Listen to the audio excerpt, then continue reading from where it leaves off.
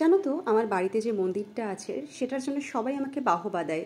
এই নয় যে আমার মন্দিরটা খুব অসাধারণ, একদম আলাদা একটা বিল্ডিং করা, অনেক বড় করে একটা কিছু করা, তা কিন্তু নয়।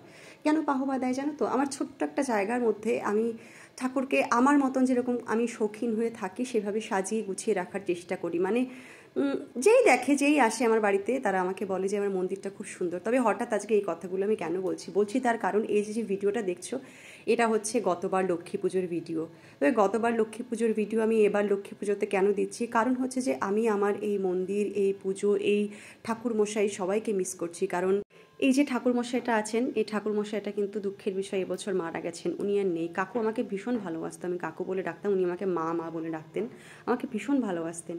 আর লক্ষ্মীর খোঁজেই আমিও আমার ঘর বাড়ি শহর সব কিছু ছাড়া বাইরে আছি, তাই আমার ঘর বাড়ি, আমার লক্ষ্মীর আসন আজ আমার পুজো পাইনি।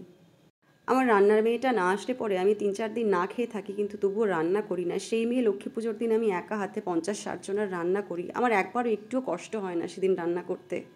তবে হ্যাঁ, আমি এখন যে বাড়িটাতে আছি, আমি আগের ব্লগসে দেখিয়েছিলাম যে আমি নিজের মতন করে ঠাকুরের একটা ছোট্ট জায়গা এখানেও বানিয়ে নিয়েছি। সেখানেই আমি ফুল জল মিষ্টি দিয়ে ঠাকুরকে একটা পুজো দিয়েছি, যেটা অসম্পূর্ণ হয়ে আছে হয়তো, কিন্তু ঠাকুরকে বলবো এটাই সম্পূর্ণ করে রূপান্তরিত করে নিতে।